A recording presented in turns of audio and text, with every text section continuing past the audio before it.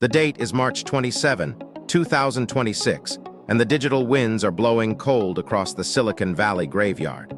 2 years ago, NexusCorp promised us a transcendence beyond the physical, a $100 billion sanctuary where the limitations of biology would finally dissolve into the perfection of code. We watched with bated breath as Julian Vane stood upon the stage, bathed in the glow of 1,000 projectors, claiming that the singularity was not just a product, but the next stage of human evolution. Today, that vision lies in digital ruins, a cautionary tale of unprecedented corporate hubris and the most expensive mirage ever sold to the global public. To understand the fall, we must first look at the height of the climb. NexusCorp didn't just build a game, they built an architectural ghost of our wildest desires. They leveraged the anxieties of a post-pandemic world, offering a shimmering escape where every user could be a god, an architect, or a titan of industry. The marketing was relentless, painting the physical world as a decaying relic of the past, while the Nexus was the vibrant, neon-soaked future. It was a siren song that resonated with the elite and the desperate alike, fueled by a speculative fever that defied the laws of economic gravity. Julian Vane was the prophet of this new world, a man who spoke in the language of destiny and disruption. He possessed the rare ability to make the impossible sound inevitable, convincing sovereign wealth funds and retail investors that the Nexus was the ultimate hedge against a crumbling reality. In the early days, his presentations were more like religious revivals than product launches. He moved with a calculated grace, his eyes reflecting the data streams of a world he claimed to have conquered. But behind the charismatic mask lay a desperate scramble to keep the most complex machine ever built from collapsing under its own weight. The capital injection was staggering. $100 billion of liquid hope poured into a bottomless pit of research and development. This wasn't just venture capital. It was a global bet on the obsolescence of reality. Every major bank, every tech conglomerate, and even some national governments funneled resources into the Nexus, fearing they would be left behind in the physical dust. The stock price of NexusCorp became a barometer for human optimism, climbing higher and higher even as the technical foundations of the platform began to show their first, microscopic hairline fractures. Then came the Neuralink, the hardware that was supposed to bridge the gap between mind and machine. It was sleek, invasive, and terrifyingly efficient. When users first donned the crown-like device, they reported a sensory immersion so profound that the real world seemed like a pale, low-resolution shadow. It was the ultimate dopamine delivery system, a direct bypass to the brain's reward centers.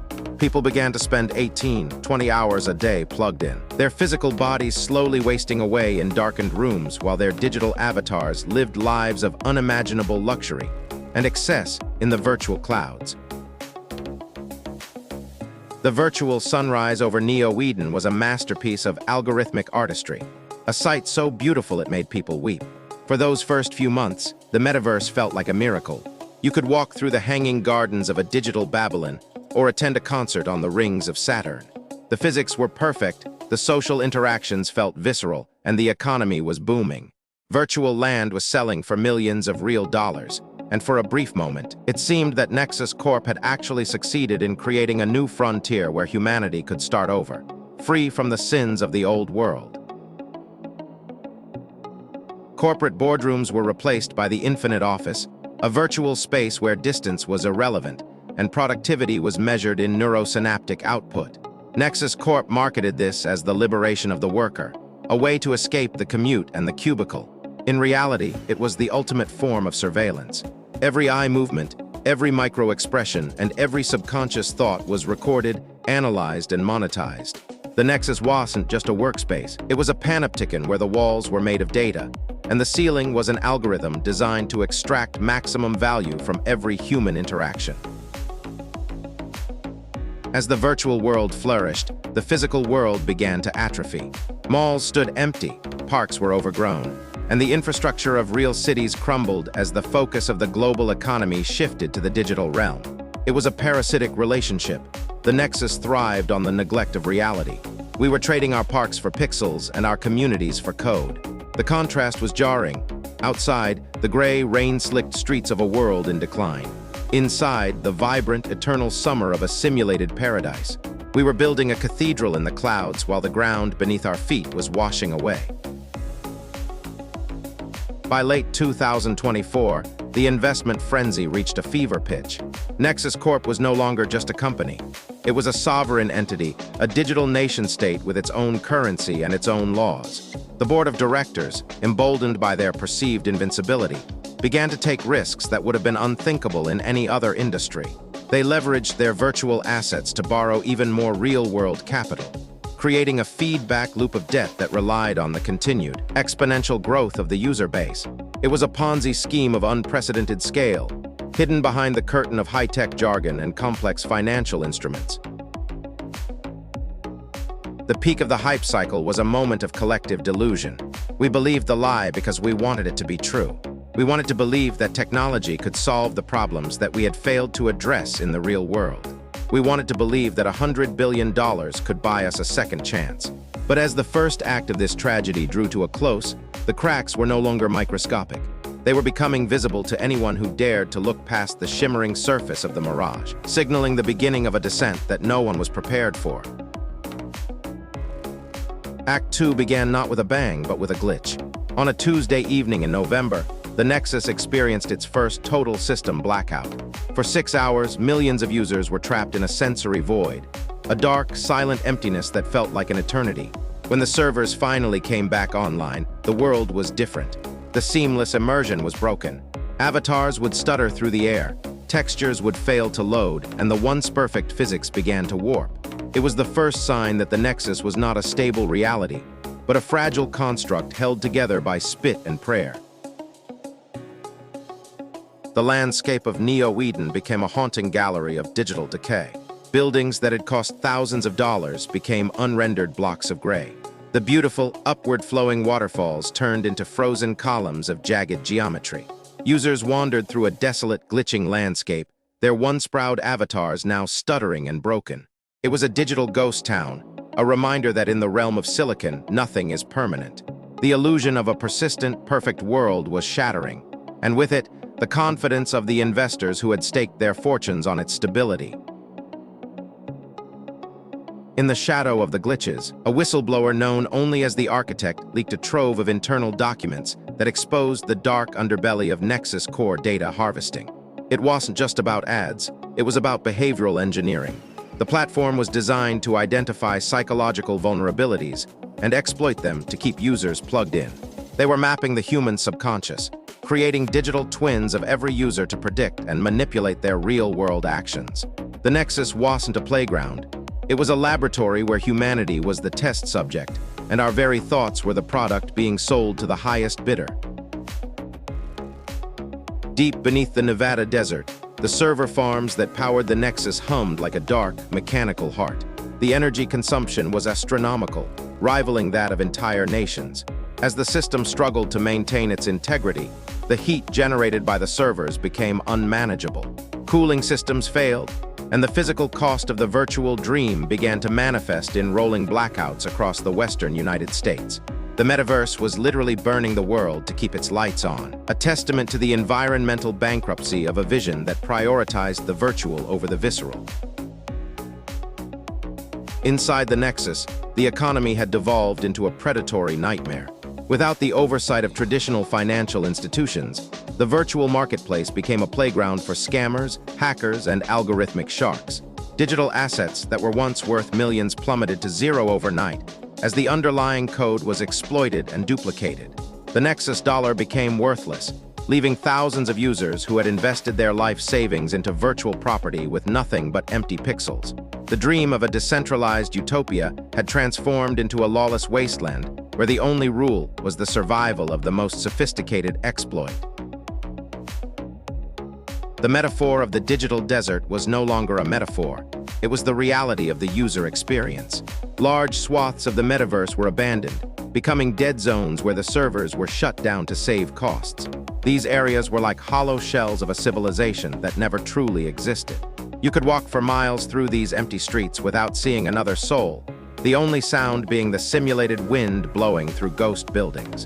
It was a profound and lonely desolation, a reminder that a world built on vanity and speculation has no soul to sustain it once the money runs dry. Back in the real world, the board of directors at NexusCorp was in a state of absolute panic. The quarterly reports were a bloodbath, showing a catastrophic loss of users and a debt load that was now insurmountable. Arguments broke out in the boardroom, with executives turning on Julian Vane, accusing him of selling a dream that he knew was technically impossible. The charismatic prophet was now a cornered animal, desperately trying to spin the collapse as a necessary correction, while secretly moving his own personal assets into untraceable offshore accounts, preparing for the inevitable fall. The public's adoration had turned to rage.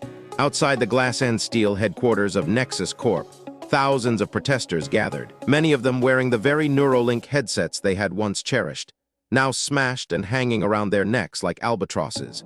They were the digital dispossessed, people who had lost their homes, their savings, and their sense of reality to the Nexus promise.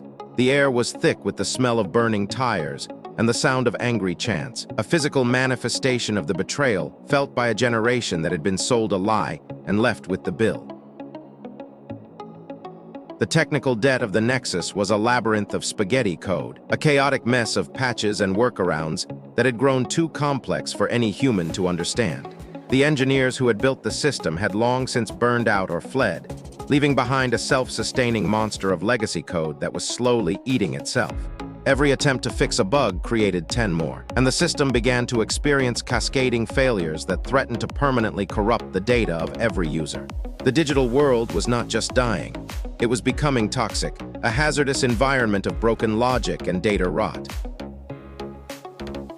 As the rain lashed against the neon-lit windows of the NexusCorp executive suite, the reality of the situation finally settled in. There would be no last-minute rescue, no government bailout, and no technological miracle. The $100 billion experiment had failed, not because the technology wasn't advanced enough, but because the human element had been neglected. They had tried to build a world without consequences, a world without suffering, and in doing so, they had created a world without meaning. The second act ended in a somber silence, the calm before the final, inevitable collapse of the digital house of cards. Act 3, The Reckoning. The day the servers were finally shut down will be remembered as the Great Disconnect. At exactly 12:00 p.m. UTC, the power was cut to the Nevada server farms. In an instant, millions of digital lives were extinguished. The cities of Neo-Eden, the Hanging Gardens, the Infinite Offices, all of it vanished into a sea of blackness. For those still plugged in at the time, the sensation was described as a sudden, violent ejection from a dream back into the harsh, cold reality of a world they no longer recognized. The silence that followed was deafening, a void where $100 billion used to be. The virtual stadiums where millions once cheered for digital gladiators were now nothing more than empty memory banks. The silence of the Metaverse was its most profound legacy. It was an emptiness that spoke volumes about the transience of digital ambition. We had built monuments of light and sound, thinking they would last forever, only to realize that they were as fleeting as a breath on a mirror. The collapse of the Nexus was not just a financial disaster. It was a cultural trauma, a collective realization that our digital footprints are written in sand, and the tide is always coming in. Julian Vane's fall from grace was swift and absolute. He was arrested in his penthouse, not as a visionary but as a common fraudster. The images of him being led away in handcuffs, his once immaculate suit wrinkled, and his hair disheveled, went viral across the very platforms he had tried to replace. He became the face of corporate greed and technological hubris, a modern-day Icarus who had flown too close to the Silicon Sun. In the court of public opinion, he was already convicted. In the court of law, the trial would reveal the depths of the deception that had fueled the Nexus mirage. Liquidators moved into the NexusCorp headquarters like vultures picking over a carcass. Every piece of furniture, every server rack, and even the rights to the name Nexus were auctioned off to pay back a fraction of the billions lost. The building itself, once a symbol of the future, was boarded up and left to the elements. It became a monument to the Metaverse mirage, a place where the dreams of a generation were traded for the profit margins of a few. The physical assets were tangible, but the virtual wealth had simply evaporated, leaving a hole in the global economy that would take decades to fill. The most tragic victims were the homeless of the Metaverse, individuals who had fully migrated their lives into the platform, selling their real-world homes and assets to live entirely in the Nexus. When the servers died, they lost everything, not just their money, but their identity, their community, and their sense of place. We saw them in the streets of our real cities, looking lost and dazed, their eyes still searching for the HUDs and menus that were no longer there. They were refugees from a country that had ceased to exist, a haunting reminder of the danger of putting all our eggs in a digital basket. As the dust settled, the sun rose over a real world that had been neglected for too long. People began to rediscover the simple beauty of a physical park, the weight of a real book, and the complexity of a face-to-face conversation. It was a slow, painful awakening. The Nexus had been a drug, and the withdrawal was brutal, but it forced us to confront the reality we had tried so hard to escape. We realized that while the digital world can offer us 1,000 lives, it can never offer us a single, meaningful moment of true human connection. The congressional hearings that followed were a masterclass in buck passing and obfuscation.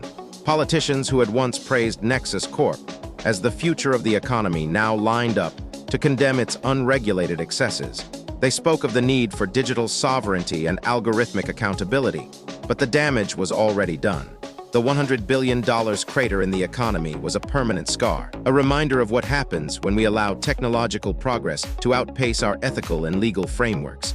The hearings were a post-mortem on a dream that had turned into a nightmare for millions of people around the globe. In the final days of the Nexus, digital dust blew through the virtual streets of its once greatest cities. It was an unintended effect of the decaying code, a visual metaphor for the inevitable end of all things. The Nexus was supposed to be eternal, but it ended up being more fragile than the physical world it sought to replace. It showed us that without the foundation of truth, community, and genuine value, even the most sophisticated technology is nothing more than a house of cards waiting for the wind to change. The mirage had faded, leaving us with the stark, unvarnished truth of our own hubris. The legacy of the $100 billion collapse is not just a financial one. It is a lesson in the dark underbelly of tech. It exposed the predatory nature of speculative capitalism and the vulnerability of a society that is willing to trade its reality for a simulation. We learned that the Metaverse was not a destination, but a distraction, a way to avoid the difficult work of building a better world in the physical realm. The ruins of NexusCorp serve as a warning to future generations that the most valuable things we possess are the ones that cannot be coded, rendered, or sold. As we look back from the vantage point of 2026, the Nexus feels like a fever dream from which we have finally woken up. The headsets are now gathering dust in attics, and the servers are silent. We are left with the physical world, imperfect, difficult, and beautiful. The Metaverse mirage has vanished, but the lessons it taught us remain etched in our collective memory. We must never forget that the light of a screen can never replace the warmth of the sun, and $100 billion of code can never equal the value of a single, real human life. The story of NexusCorp is over, but the story of our return to reality is just beginning.